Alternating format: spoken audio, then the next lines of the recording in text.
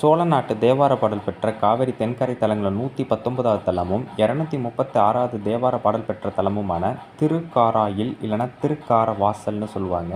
இந்த கோவில் வந்து திருவாரூர்லேருந்து திருத்துறைப்பூண்டி போகிற வழியில் மெயின் ரோட்லேயே இருக்குது.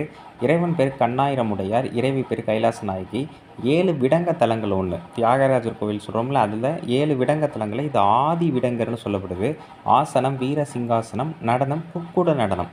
சம்பந்தர் மட்டும் 2ஆம் திருமுறையில் 15ஆம் பதிகம் பாடியிருக்கிறார். அதேமாதிரி காராயில் மகாதேவர்னு கல்வெட்டில் குறிக்கப்படுகிறார்.